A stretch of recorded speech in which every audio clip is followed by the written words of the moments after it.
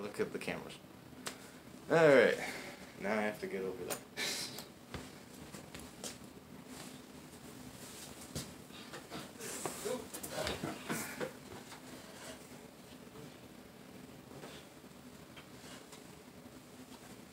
Well, let me just look at you. Have I screwed everything up now? Probably, but I think it'll work nonetheless. Let me check. I hadn't thought about that until now. Oof. Yeah, I think that'll work. Alright. Yeah. If not, we can always This is why it takes oh yeah, years to make movies. pretty much. You shoot a scene, it takes 3 or 4 minutes, and then you spend 5 hours getting ready for the next one. Yeah. And some of them are so dedicated. You have someone like James Cameron, who was taking so long to set up a shot for The Abyss, he ran out of oxygen.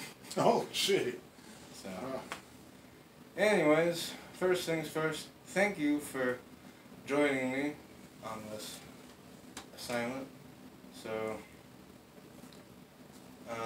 first question, how did you join the Vietnam War? Well, I didn't join. I was drafted. I was drafted in 1966. Your grandmother and I were married in 1966 in December, coming up on an anniversary. And about 9 months later, I was drafted. And then shortly after that, went off to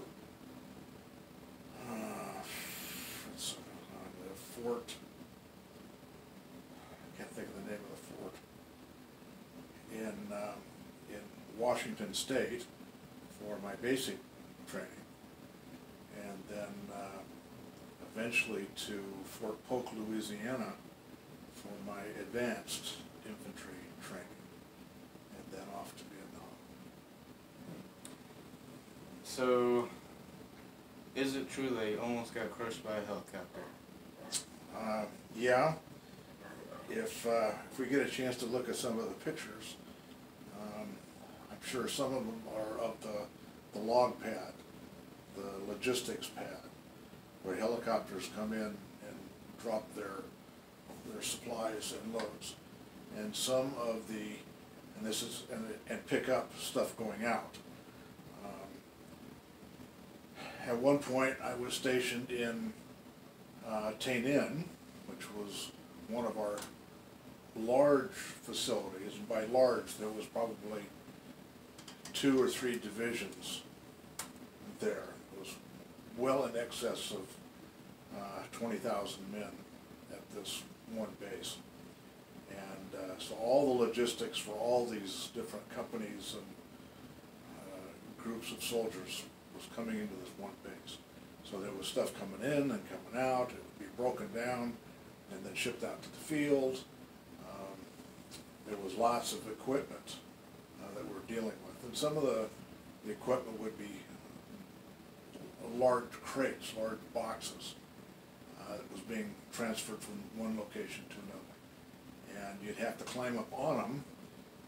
You'd put a net down, and then you'd put all the crates and the boxes and the stuff inside the nets, and then you'd bring the nets up, tie the nets together with a cable, and then a helicopter would come in above you and lower down, and you'd hook them up to this big hook on the bottom of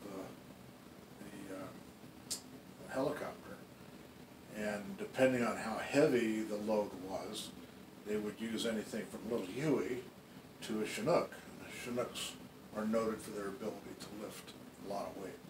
Well, I got under one, and I was on my knees, and then it was coming in and kind of maneuvering around over my head, so I laid back on my back, and he came down really low, So I hooked him up, and he came down even lower, and he was right square here on my chest. And within, I could reach out and touch him. There was the crew chief looking out the hole, you know, watching from his end, and here I'm pushing on the bottom of the helicopter as if I could just push it off me, right? Right. And I can't hear what he's saying because it's too noisy, but I can see him, you know, pull up, pull up, pull up, and so the pilot did. He pulled up, and I rehooked him up again, and when he made another pass, and but if he had come down another 3 inches, 2 inches, he would have crushed me.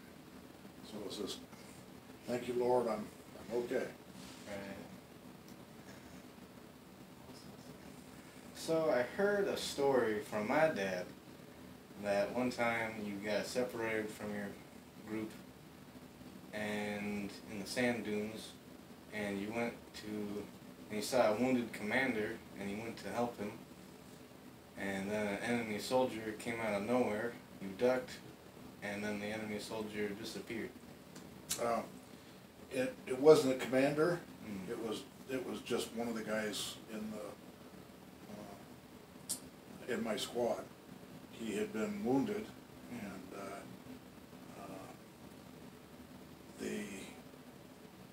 at the time we were on what they call an online assault, where everybody gets in a big line and then moves towards the enemy. And he had been hit, and I was carrying an M79 grenade launcher, and we were on a beach, so it was really sandy, and my M79 had jammed, gotten sand wedged down in between in the breech, so I couldn't load or unload my M79. So I thought, I don't want to be here if I can't fight, so I'll help the guy. I think his name was Matarisi. I'll help Matarisi back to the rear because he's obviously hurt. And he had been hit in the back of the neck with some shrapnel. Not real bad, but he had been hit. And so as I was trying to pull him, there was a firefight going on, so there was a lot of incoming and outgoing rounds coming in. And so I'm trying to stay low and trying to pull him through the sand at the same time. And he's trying to scrunch himself out, you know, but using his legs and his feet, but not being too successful. And all of a sudden, I see from kind of the corner, this guy runs up, and he's an NVA soldier. And it's funny the way your mind works, because I thought, look how small he is. He's really short. And he came running right up to us, and he had an AK-47 and a bayonet on it. And I figured, this is it. He's going to kill us both. So I just kind of folded down over Matarisi to protect his face, and nothing happened, and nothing happened. And I kind of looked up again, and he was gone. So either he was hit and staggered off someplace, or changed his mind, or I don't know. But again, by the grace of God, he didn't bother either one of us. And that was truly an act of God. And speaking of that, I heard a story where you were somewhere and you were taking a shower, and you were going, and my dad said at the time you were thinking, man, what's the point of all of this? This is weird. And you saw a flower growing out of the ground. Is that true? I had been in country for about 3 months, and because I was in the 1st Cavalry Division, they move all their troops by helicopters. It's no longer horses, it's helicopters. And they have moved us from the area we were in to up into the foothills of the mountains on the outside of the mountains of the Ashaw Valley. Now, the Ashaw Valley doesn't mean anything to you, but at the time, it was a huge operation going on. They had troops in the mountains surrounding the Ashaw Valley. And then they had troops that were being airlifted into the Ashaw Valley.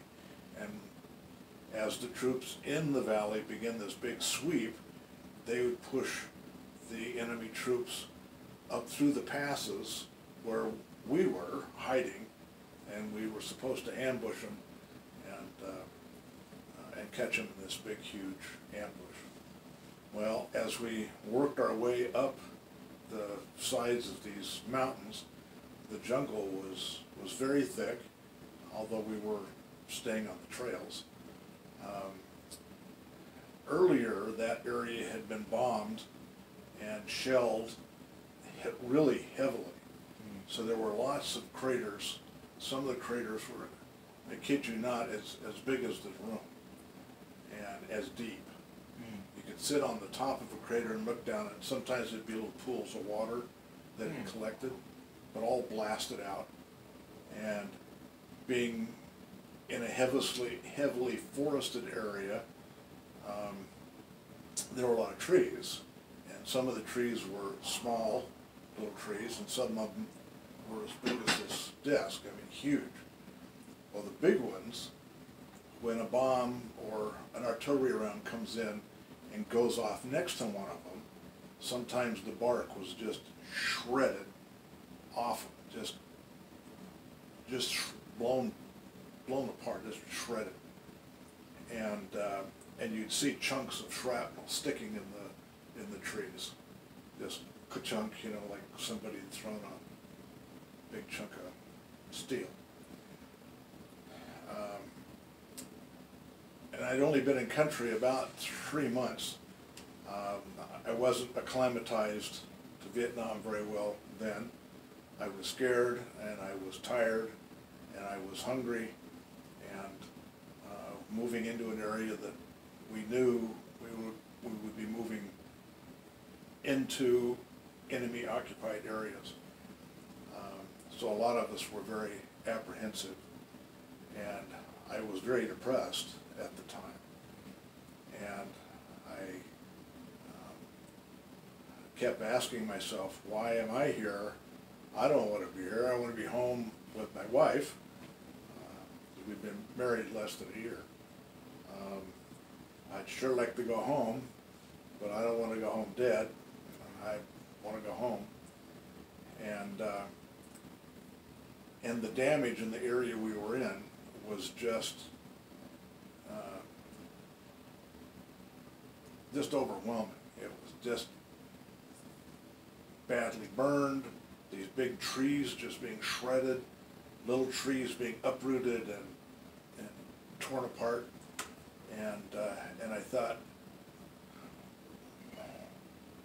what in the world are we doing here? Why, there's nothing good here. What a horrible, this is a nightmare. I'm just living in this nightmare. And at the time we were moving up this trail very slowly, and anybody who's been in the Army knows nothing moves very fast. It usually hurry up and stop and hurry up and stop. And the following day, we were coming down the same trail, going to a different position. And I remember passing this one crater, this big, huge, gigantic crater, and at the bottom where this little pool of water was.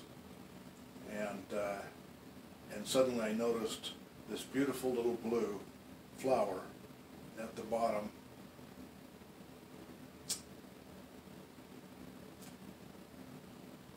At the bottom of this crater. and it was like God was saying, cheer up, it's not all bad. If you look carefully, you'll see that I'm with you. And here's this little flower in the middle of all this destruction, all this nightmarish landscape. And at the bottom of this crater is this beautiful little blue flower sitting down there. That was I'd forgotten about that. My blue flower encounter.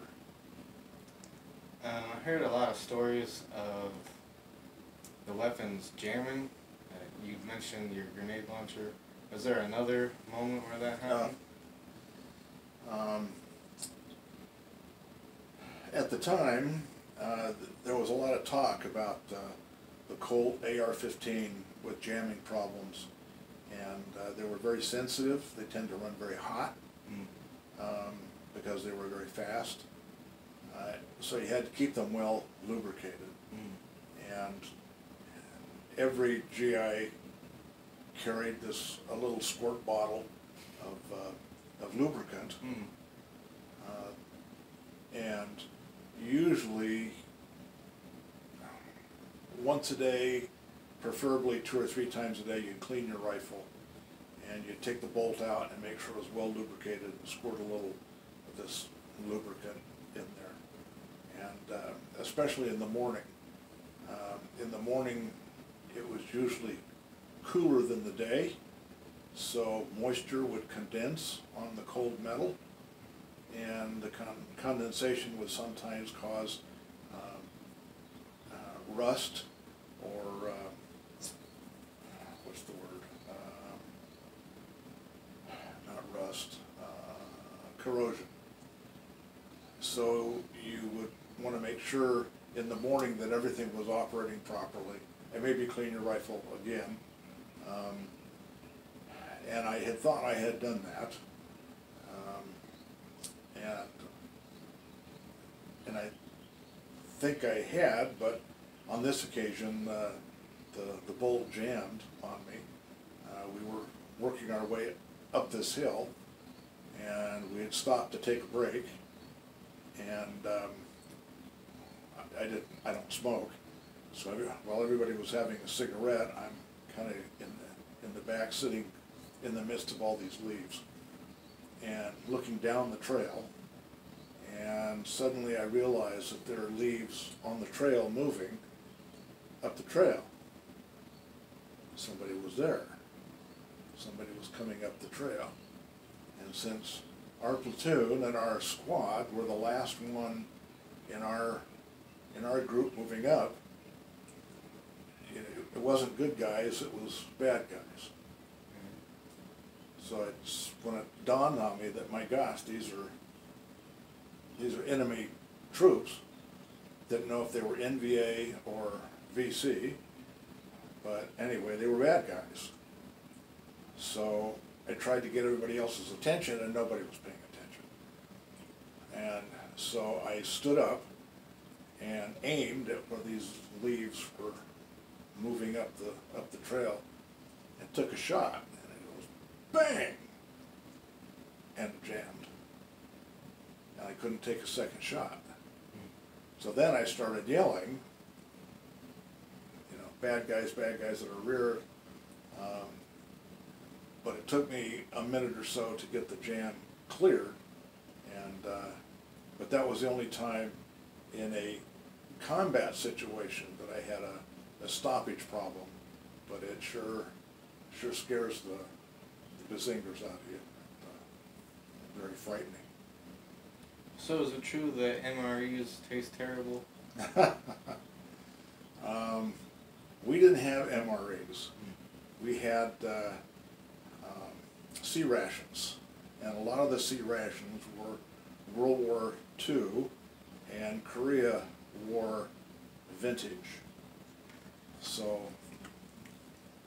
not all of them were modern foods. Sometimes we got LRP rations, LRRP rations, and those were kind of the forerunner to the MREs, and those were good meals. they had like 6 different choices you could make. There was, you know, spaghetti and meatloaf and some really, really good ones. The rough rations were really good. The sea rations were cans that came in a little box, and there was 6 or 7 different meals that you could get. They were okay. Some of them were pretty bad. The spaghetti and meatball meal, I remember, was pretty bad. But they weren't really terrible. It wasn't anything to make you sick or gag on. And if you were hungry, sometimes they tasted pretty good. I'm sure. But usually you selected the ones you liked and threw the others away. You could trade back and forth. Some of the guys liked the stuff that you didn't, Right. and they'd be willing to trade you something, you know, that you liked. On some of the sea ration meals, they had a pound cake. It was about the size of your fist. It came in a little tin can, and that was pretty good. It was sweet, and that was pretty good. And they had peanut butter and crackers with some jelly. That was pretty good. Pretty good. So usually you just kind of sorted through the box, collected the meals that you liked, and used those. And traded or just threw the ones you didn't want away. Well, I think that's all the questions I could think about. So, I thank you for telling me these stories, and I'm glad I have a digital copy of them. Good. If you share with, come up with any other questions or need some clarification, you know, let me know. well, thank you for your time. It was fun to do an interview. It's nice hanging out with you, obviously, and yeah, it's just fun to be with you. Before this interview ends,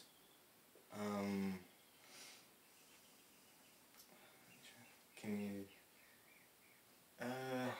you quickly,